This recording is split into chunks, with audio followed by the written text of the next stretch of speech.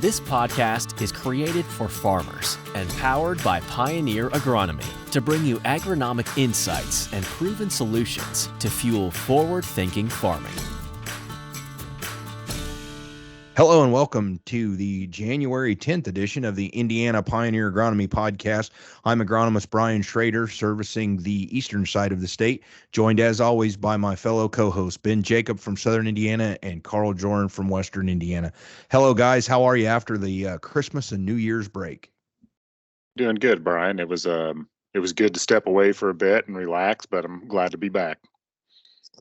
Brian, I'm just happy to be upright, happy, and healthy in the beginnings of the new year. There was definitely plenty of illness that run amok throughout the community. I'm sure our listeners probably scraped elbows with somebody if they weren't directly afflicted, but all remain accounted for over here in the Jordan household. Yep, fair enough. We certainly had that in our home as well, coughing, hacking, and plenty of Kleenex usage during the holiday break. And so very much so, we hope that all of you listening enjoyed some of the podcasts that you got. We have now been through the entire gamut of the Indiana agronomists, and you've gotten a chance to get to know those folks. And so if somebody that you heard from over that series sparked your interest and you'd like to hear more from them about their particular expertise, I would encourage you to send a note to Ben, Carl, or myself, and we'll get those folks back on. And so I certainly have enjoyed getting to know our colleagues quite a bit better through that process as well. So hope that everyone listening enjoyed that as well. Guys, I would like to have a conversation as we kind of get back into the swing of things. Obviously, as we look at markets, commodity prices have slid, especially on corn, quite considerably over the last many weeks or months.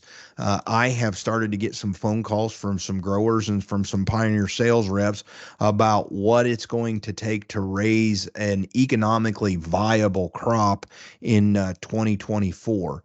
And I will preface this conversation by sharing two things. One, a bit tongue-in-cheek, but somewhat honestly, I have always told growers that my job as their agronomist is to try to get as many bushels into the bin as possible. But once that grain gets into the bin and they need marketing advice, I am the wrong person to talk to about that. And my time in West Lafayette, if you looked at my transcript, would tell you I spent a lot more time in Lily Hall than I did Cranert in the ag econ part of the ag school. And so I think that justifies that statement. But I also think that obviously there's always a bit of economics that go into our agronomic discussions in order to be viable. And so I guess let's start kind of, what are you guys hearing as you visit with customers and sales reps for Pioneer and others in the industry around this particular topic as we sit here today recording on the 8th day of January 2024? I mean, I think for me, it's just been painting with broad strokes, right? It's we're turning over a leaf on a new year here, and I think, as you mentioned off air, Brian, before we got started, folks are starting to square their accounting back away on a new year and looking at their balance sheets and really starting to dive into this. So, I know that we're going to see some margins narrowing quite a bit, right? I think that's largely where the discussions are going. Which we probably knew was coming. We've had some pretty good years, right, from a commodity price standpoint, but we've also had some tough years from an input price standpoint, within that. So, the only thing constant is change itself, and that's kind of where we're at. And I think that the nuance that this conversation needs on an operation by operation level and a field by field level, even when you're looking at the cropping history and the fertilization history. Those are really interesting conversations to have, but it is going to be difficult to paint with the broad strokes where the conversations have been so far. Just that things, yes, presumably they're going to be tighter, but who knows how markets are going to shift over the next 11 months or so. Brian, I guess my answer would be the cost to farm continues to increase, and that's more on the financing side of things. That is the hottest topic. A few years ago it was, my word, what if fertilizer prices done? Look at the cost of a tank of ammonia. My nitrogen prices. How does one manage through that? We also had fuel prices take quite the peak in that kind of similar time frame. And then kind of lagging a year or so behind, you saw the crop protection products that for a little while there, we thought maybe ag's going to escape principally some of the inflationary pressure we saw from a global economic outlook, and then that wound up catching back around with us. And here we are, subjected to the global economy and the how quickly money can move and what it's worth when it does move. And that's definitely the pressure we're feeling in the ag sector. Is just, it costs a lot more to finance an operation today than what it did 2 years ago, 5 years ago, maybe more in line with what it was 10, 15 years ago, perhaps closer to 15 years ago now. But yeah, the cost of money is going up, and that is why everything is getting scrutiny here, and justifiably so.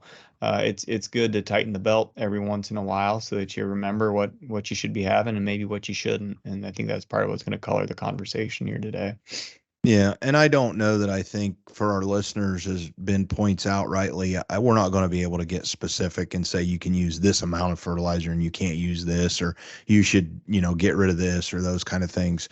We're going to paint with a pretty broad brush, Ben, as you mentioned. And so let's start here. If you're trying to analyze what you did in 2023 to look at what you want to do in 2024, where do you start that analysis? What would be your recommendation?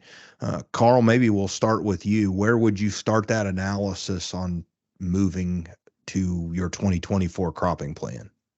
It might be rudimentary to look at it this way, Brian, but what paid the bills? What got the grain in the tank? And ultimately, there's a whole bunch of inputs that one can use to raise a 200 bushel corn crop, and it's very different from what somebody else uses to raise a 200 bushel corn crop. And there's only so much that is in our control. So reflecting on what was positive in 2023, I think is important. You look at perhaps it's your nitrogen management program. If you say, hey, felt like as I was looking at my nitrogen use efficiency, right? Take your yield and divide it by your pounds applied, and bada bing, bada boom. We've got what we're looking at there, or I guess make that the inverse, pounds applied divided by bushels. And you got an idea of where you're supposed to land there. Some folks will be close to that 1 1/10. Others will be, sustainably, you can probably get in 8/10 year in and year out. Anything less than that, maybe there's some outliers that we wouldn't repeat there, but that's just one example. And nitrogen is one of your costliest inputs. So how did we fare there? I picked nitrogen specifically though, because that is a moving target. That is something that is subjected to the weather and the management system on your farm. And so just driving to Ben's point that we're going to use the broad brush, but in terms of its applicability from this conversation, you got to take what we're sharing today and distilling that into how it manifests on your own farm. Nitrogen being one of your higher variable costs with lower crop market prices, there's probably less fudge factor here. Now we're also looking at coming out of the 3-year La Nina in full. And I think we saw that with a wetter harvest. Usually that means it maybe a drier winter, and we should pick back up in terms of spring rain. Brian is our resident climatologist. You can confirm or deny on this stuff. But when is nitrogen subjected to loss? It's in the springtime before the corn plant is big enough to consume the meal that you put in front of it. And so that would be one place that I would look. And then we could go down the laundry list of everything it takes to get grain in the tank at the end of the season. But I'm going to leave some meat on the bone for Ben and you all to pick at. I think nitrogen is a good place to start. The other piece of everything you mentioned is absolutely true. The thing about nitrogen that I think is a valuable place to start this conversation is it is actually something that you can make a real-time decision with. If we're talking about P and K, a lot of times that's, as you mentioned before the crop, that's a decided on amount, and we can talk about what how to figure out what that amount really should be. But nitrogen, we can make some in-season decisions on our nitrogen application based on the environment that you mentioned. And so I think that's a great place to start. And typically when I have this conversation, Carl, that's, if it's not the first one, it's certainly the second thing that I touch on. Yeah, I would, going back to where we started this conversation, what can you take away from 23 to, make these decisions in 24? And I always would exercise a little bit of caution that we're taking away the right thing, especially when Mm-hmm. looking at the nitrogen use efficiency number, and how bushels were created. I mean, there were a lot of corn yields that far exceeded expectations, particularly when you look at the stressors of the season at large. As a whole together, um, we had very little nitrogen loss in most of southern Mm-hmm. Indiana. There were some places though, that had 6, 8 inches of rain, and after the crop was in the ground, and they had a lot more. But if you're in an area where you had pretty low nitrogen loss, that changes how you want to view that nitrogen application. So it's a long way of saying let's make sure that when we're evaluating what we did in 23 or in previous years, particularly around nitrogen, that we are evaluating it correctly and not learning the wrong thing, just because of the result that we had.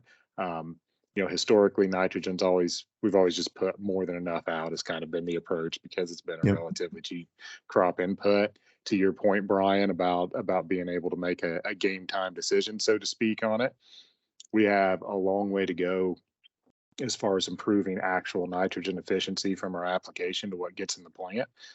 So that may be a spot to start. Obviously, like Carl mentioned, money's expensive right now, so not necessarily shifting anything equipment wise. But if you have the opportunity to shift timings around with the equipment that you have on hand, or incorporated in passes that you're already making, Mm-hmm. that is a place to gain efficiency with it, and potentially draw back rate while not making any significant changes to your operation other than that. Yeah. I think the other thing to start with on this, and this, as I mentioned, nitrogen's either the first or the second piece. I think with nitrogen, with a lot of the other discussions that we'll have here in the next few minutes, one of the places that you really have to be honest about when you're looking at these kind of conditions is what is a realistic yield goal. To your point, Ben, 2023, if you use that number, that might not be a fair number to use. And so you probably need to go back and really think about, yes, I'd love to raise 300 bushel corn. And there are times when you can plan for that and you can put the inputs on to raise 300 bushel corn if you want to. But I think in my part of the world, we have to be very realistic about what a 10-year average is for our corn crop. And that's probably not 300. I think in some of my geography, I could very clearly state that's not even 200 for a 10-year average. Now, Carl, there's probably areas that you have that is a legitimate number. But I think you've got to look at that. I think really that's probably for me the number one place to start when we have this That's a great discussion call out. about economics is what is a realistic yield for me on these acres, and then find that range. What's worst case scenario and what's best case scenario if everything went right. And then we'll have to play with what we do to achieve those numbers. Yeah, I think that's a great kind of recentering of the conversation, Brian. And I think to Ben's point, don't get fixated on what happened in 23, zooming out to the 10-year outlook. The only problem is most growers aren't going to remember their specific management decisions over the last decade. So you're going to have some near-term bias on, how's my nitrogen management program going? Same concept with foliar fungicide. I think that's another kind of game time decision, or perhaps it's part of the plan in some years. It's not with some other operations, but it's maybe perceived as a more variable cost. It's one that a grower doesn't always budget in or feels more control of. Whereas there's some other, what we'll call the fixed cost, right? You're not going to raise 200 bushel corn if you forget to fertilize it with nitrogen.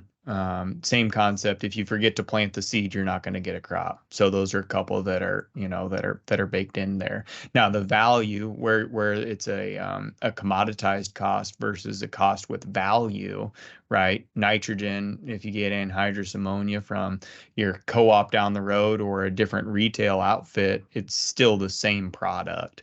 Now, genetics is a different part of the equation. Once you get into crop protection products, you have different actives, different formulations there. We're getting into some differentiating spaces. And so I don't know I want to necessarily navigate the conversation there, but identifying you have fixed costs that it takes for somebody to literally farm. And so those are a given. And then you have other costs that are variable costs, but it's probably a good idea to have them as part of the program. And then it's just how much extra cost do you encumber by taking something that's more differentiated, providing more value? What's that value versus the cost? And that's maybe sometimes where people lose sight of things. And, well, I want the Cadillac fungicide. Does the Cadillac fungicide get you anything more than what your Chevrolet fungicide is getting you? And that's where, part of the nuance comes in, and it's tough to get into particulars in a podcast format, but just conceptually, I think those are a couple things that we want to draw some focus to. Yeah. The other thing that I would call out, and I guess it kind of pivot from the category where you're looking at, talking about nitrogen and fungicides as a direct inputs for this crop only. Yep. I have, and anybody who's listened to this for a long time knows this and knows it well. I have a great deal of concern about what I see in soil tests over time. I see potassium levels drawing down. And, if you think back over the last 5 years and say how many times, if you're fertilizing every year, did a corn or soybean crop exceed your expectations and potentially what you fertilized for? And then how much faith do we have in the removal rates? Personally, I believe, and there's some data to support this, that removal rates are higher than what we're estimating them at.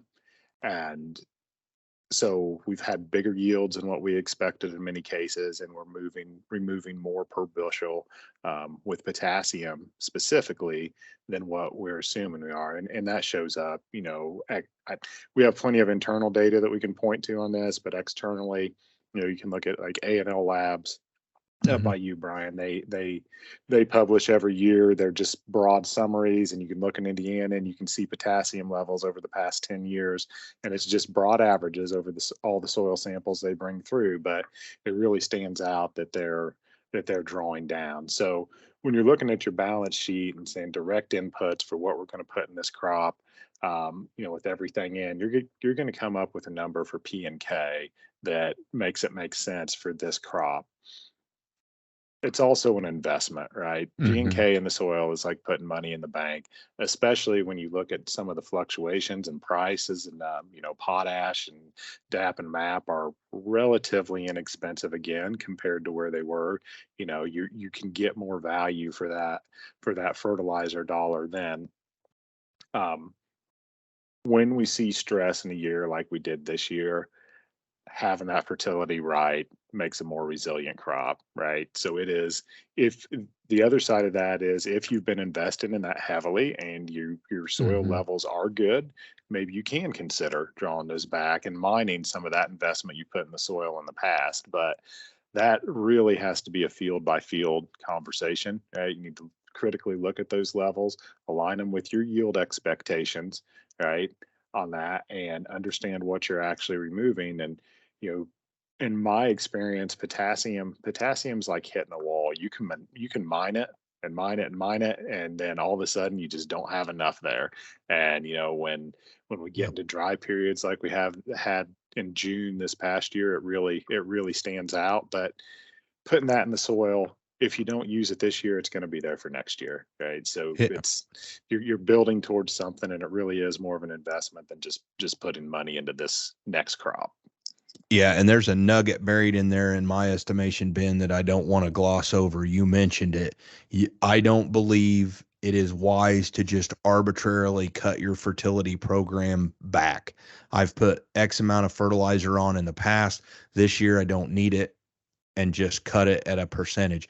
You mentioned it, but we don't want to gloss over it. You have to know what your soil test levels are. We can discuss removal amounts being more than they are or not. We can talk about all of those things, and I completely agree with your assessment there.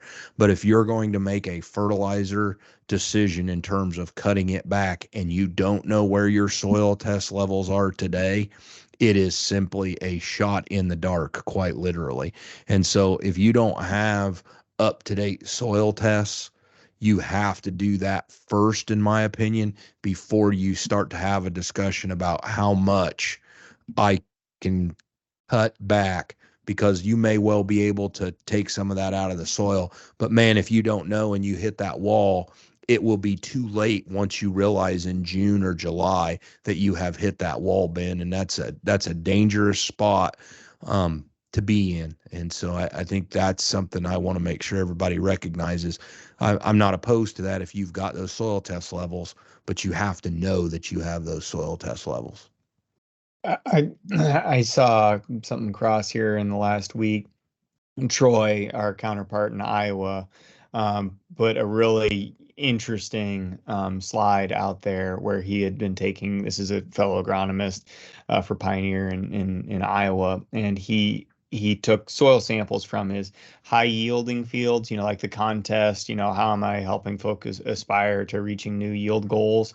And then also when there was a service call, an issue on the farm that, one's responding to and troubleshooting, and correlating the difference between those soil test values. And obviously your highest yielding fields are probably going to be taken care of a little bit better. And those that are, having challenges, they may be getting neglected. But there was such a distinct line of demarcation between adequate or positive soil test values and those that were below actionable thresholds in terms of raising or maintaining a good crop. And I just thought that was such a nice clear-cut way of reminding everyone that farming is complicated. There are a lot of inputs, there's a lot of dynamics at work, but if you're not getting the groceries, you can't expect the crop to meet the goals that you have for it. And I think this is a good conversation to put a pin in, maybe talk about further at another point. Yeah, for sure. I would agree with that. I think probably something else that we could talk about a little bit, guys, that relates to this as well. And I'm just kind of running through my mind all the things that, to your point, these variable costs, Carl, that from an input standpoint that folks will be looking at and, putting a very sharp pencil to. The next thing we could talk about a little bit is weed control. And to your point, there are certainly a lot of price points that can be looked at, all the way down to the glyphosate atrazine type of program, all the way up to some of the Cadillac programs that are available, whether that's, pre-emerge or even post-emerge. I think that that's at least something that folks will start to evaluate and look at.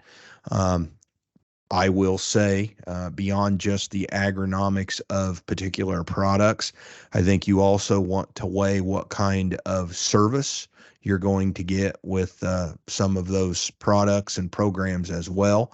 And so as you evaluate that a little bit for cost, you're going to want to make sure that that's something that you at least keep in the back of your mind, is what kind of service or support you will get in those types of situations as well. But we can talk a little bit maybe about how to evaluate those types of ideas. I don't know, Ben, do you have any thoughts on the crop protection side of this? Yeah, I do, and it's maybe not where you're planning on taking this, but this was the other thing that I was going to bring up, was the crop protection and the base fertility. And the reason for that is because those can impact your farm long term, right? And with the weather that we had in June this year, our canopies closed really late. If your residual required moisture to activate it, you probably didn't have it, and we had a lot of escapes. I mean, there was you could go into standing corn that eventually did get taller, but you had water hemp that was as tall as a corn in many places at harvest. It's just a tough situation to be in. And so I feel like coming out of 23 that our seed bank is probably bigger than it has been in a normal year. And whatever your choice is for chemistries, and I'm the wrong guy to discuss that, what actives go where and what products you need to have. Thankfully, that's why we have crop protection counterparts that we can lean on for those conversations. But whatever your program is, I would encourage that you make sure that it's robust enough to control, and at least until the crop can get canopied, right? So that we don't have another year of escapes. And obviously, the weather, like everything else, is going to play a role in this. But that impacts the profitability long term. I mean, we're going to look at that input as for this year's crop. That's where the cost is going to go on the balance sheet. But if we don't do that, the negative impact that's going to have in 25 and beyond is potentially more significant than whatever the $15 or $20 an acre that we can move around back and forth. Just say make sure it's robust enough to accomplish what it's intended to do, and continue to scout throughout the season. Right, this may be something that you can. If you're on top of it, maybe you can have another game time decision with your crop protection. And, if you've had good control in the past, maybe you can remove a residual pass and plan on scouting heavier to go back later. I wouldn't recommend it necessarily, but if you're on top of your scouting program, there's probably more flexibility in there for what you do on your crop protection program as well. Ben, perhaps we're not removing that crop protection pass, but we're getting more value out of it by it being timed more adequately based on conditions, right? I don't have emergence yet. Um, I've got a dry forecast. I don't anticipate emergence perhaps is going to be delayed by another week or 10 days beyond what a traditional application would be. So I'm still paying for that cost of application, but it's going to work harder for me because I nailed the timing. And I know some of this is without our control, but if you're informing your applicator of, hey, I know I want to buy this, I know I want y'all to put it on, but I know I don't want it yet. Can you pencil me in a little bit later? Or perhaps I found something breaking. I need to adjust my plan. That is the same cost, but it's going to be more impactful. It will net you more yield because you're defending against a less worthy adversary is another way to look at it. And I was of course, beginning of a new year. So what do you do with your last year's notes? I was trying to find what Dr. Brian Young at the Botany Plant Pathology Department for Purdue had shared just at CCA conference this last year. And it was some awesome work describing the cost of emerged weeds and the competition they present and what that is in terms of impacting yield. And I'm not going to be able to cue it up here on the fly, but I think that's one thing about weed management that we don't always think about. What is it doing to my ultimate goal of attaining high yields? And it's a really big part of the equation. And I just wanted to give voice to that. Yeah, there was a Ohio State study many years ago, Carl, that looked at that, and it actually looked at the time, I guess I'll say timing of weed emergence impact on yield. And as I recall, and I would have to go back and look at that data, but as I recall, the biggest impact was obviously as your corn was just emerging and in the early V stages. That competition from those weeds was incredibly impactful to overall yield later in the growing season, as I recall. And I haven't seen Dr. Young's data, but I do recall that Ohio State study from many, many years ago now. So, I guess the other thing, obviously 3 seed guys standing here and need to at least, I think, mention a little bit about planting population specifically. I think that, for many years we've talked about, both as agronomists and the industry has talked about, more viable ears per acre means more yield. And I think that up to a point, that's absolutely true. I think for us within Pioneer, here shortly in a few weeks, we'll have our population recommendations for 2024 out and will be available on the website. We don't make any qualms about sharing that with folks that want to look at that. And so I think that's the other piece, maybe along with this idea of achievable and realistic yield goals. Also, let's make sure that we're seeding appropriately as well. I'm a seed guy. I love to sell seed, but I want to sell seed for the right reasons. And so I think there's no reason to plant 40,000 seeds per acre when 34 will do it. And we see that, and we can run those charts to be able to get folks in on a very hybrid specific level. And so I think that's something else that as you start to consider what that's going to be, I think using all the available tools to make an accurate planning decision. I think with that too, variable rate, if you have the ability to variable rate and have not done so, I think that's something you might want to consider as well. That typically can provide good yield results and at times a cost savings, depending on what you're doing. And so that's something that if you haven't been doing, I would encourage growers to look at. So, guys, I don't know any thoughts there from that standpoint on seeding rate or ideas around seed in general, I guess, with this conversation. Yeah, not commoditized recommendation. It does not make sense to go out and plant your entire farm at 31,000 seeds per acre. Absolutely. We have learned so much more about the interactions of environment and management, and before we even get to the genetic component. But there are different seeding rates for different yield goals and for different years. And now, if we were to wade into the waters that some would consider a little more controversial, although we would all give it, just its credence based on 40 years of seeding rate research, that around this time was when we had Dan Burning on to talk about it. That aside, I would say, just going back to your point, Brian, about how do we really get a good return on one's investment from a seed standpoint? How many go on the ground has a direct impact on how much your seed cost per acre is going to be, and therefore how much it is adding to your your potential revenue, your profitability at the end of the year. There are two ways to look at it. There's an agronomic optimum, and there's an economic optimum. You do pay for your seed. You should consider that when making your seeding rate decision at the beginning of the planting season. And so know that the way that we look at our seeding rate recommendations, it does take into account ballpark what we figure you pay for your seed, ballpark what we think the market's going to be when you go to sell your grain, and that is informed.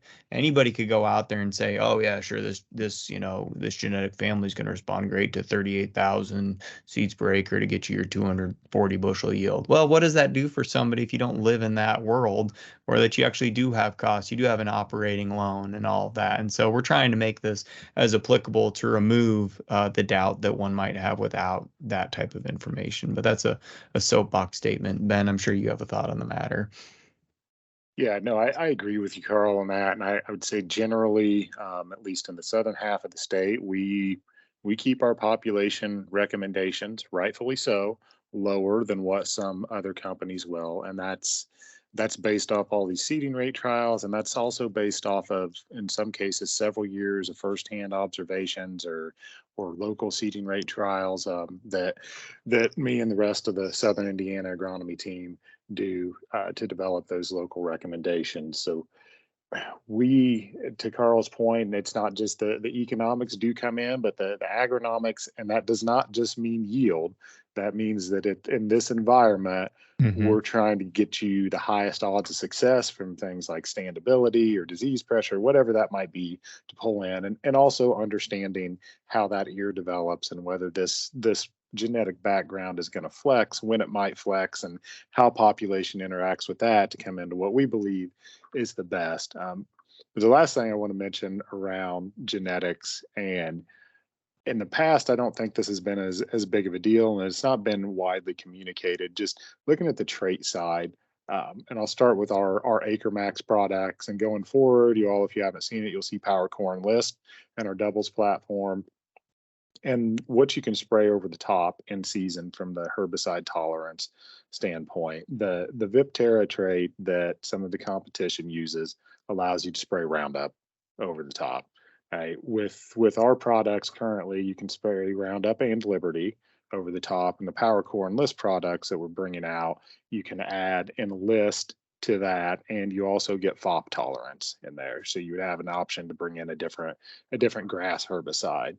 And the reason that I bring that up is because I think it's important to our last conversation around the herbicide program and the flexibility that you have when you're making these decisions. Glufosinate has gotten a whole lot more reasonable again. It's a relatively inexpensive herbicide. Again, you have some generics that fall into some of those categories as well to help you out. So in addition to all the things from seeding rate and genetics we talked about, that the trait package I think is becoming increasingly more important as we have had weather patterns that have led to more escapes. The budgets are getting tighter. Having those traits in the plant will allow you some more cost-effective options to come back and clean up later on in the season that you wouldn't have had otherwise. So just stay tuned for more on that, I guess. But just throwing that out there that not all the seed, not all the trait packages are created exactly equal. No, absolutely. That's an excellent call out, Ben. I would completely agree with that. And I also agree with your sentiment that that is becoming more and more important. And it's not necessarily, in my estimation, those insect traits alone. It's some of these peripheral traits, if you'll call them that, those that come along with those insect traits as well. And so I think that's an excellent call out. So Brian, Carl, go ahead. Just to pile on to Ben's comment about Liberty being so economical, this time that we talk about it, as opposed to the last time we probably talked directly, it was about, my word, how expensive it has gotten. Just be cognizant of the value that herbicide brings to the table. A good partner, a good contact killer. You have to have a lot of things, the stars to align for that to be a really effective use of control. And just going back to the good principles of weed management and integrated pest management, know the weed that you're targeting and what is the best product for it, and then don't let it go out alone. Heaven forbid that you have some escapes that, or maybe they're not, don't term them escapes, you have developed a resistant population because of previous tactics and management practices. So there's a lot of other mixes on the marketplace from a premix standpoint, and there's a lot of standalone products that we'd probably say are better than Liberty for a given weed. But again, don't let it go out alone, because if you do, we're creating problems that are going to be even harder to manage. But just wanted to at least put that thought out there in the spirit of managing one's dollars wisely. It's the long-term investment too, to Ben's point. If you're going to be farming grandma's back 40 for the next 40 years, you don't want to make it harder to farm 40 years from now based on what we're doing today. Yep. And I think that kind of loops into where maybe we can call this conversation done for the day. But one of the things, after we've had all these discussions about what can I do to maybe control price and control input costs on my corn, if ultimately I get done and I start to look at my balance sheet and I say, there just are some acres that I've decided I just can't go to corn on this year, and I'm going to go back to beans. I think that dovetails right into that conversation. Be realistic about those farms that you're going beans back to beans. We spent a lot of time during the growing season talking about white mold and some of the other diseases that were, quite impactful this year.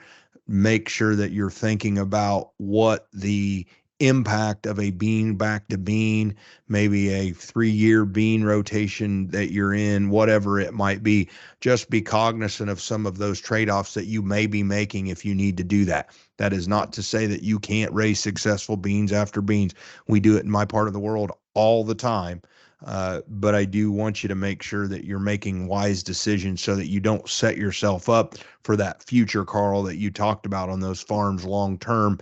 You don't want to cut your nose off to spite your face for a single year. And so just something to keep in mind. I don't know if you guys have any thoughts or comments about, a bean back to bean rotation. We can certainly get into that in another podcast. It makes sense, but any kind of thoughts there as we kind of wrap this conversation up today?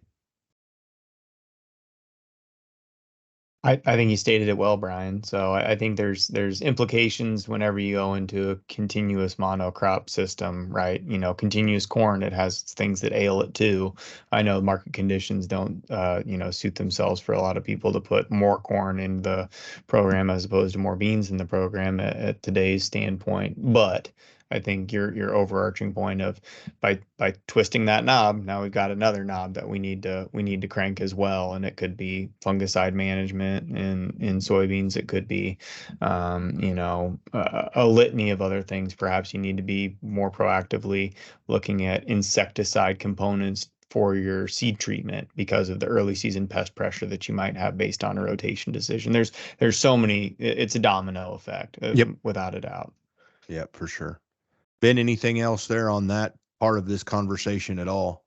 No, I think that, as you mentioned, that we get into it deeper in the future, and I think that it's a good spot to table it. And if it looks like there's an acreage shift as we're getting closer, we'll take a deeper dive for everybody on that. Yeah, for sure. And I certainly don't want to paint this podcast episode as doom and gloom at all. It's just something that has come up in conversation around where can I limit some exposure financially on my corn crop given commodity prices. Certainly, we're aware of a lot of the same commentary that's going on right now about, to your point on interest rates, Carl, maybe the Fed does something as we get closer to spring and that changes this particular situation. There are always those that have been around for a number of presidential elections that will often tell you that there's a bump in commodity prices in presidential election years. And we certainly know we're facing one of those now. And so just a lot of things that could certainly happen between the 8th day of January and let's call it April the 15th when folks start to plant corn. But we certainly want to be out in front of this and try to provide some level of advice or at least provoke some thought on the part of our listeners. And so the reason for the conversation. So any parting comments from any of you guys before we close this one down?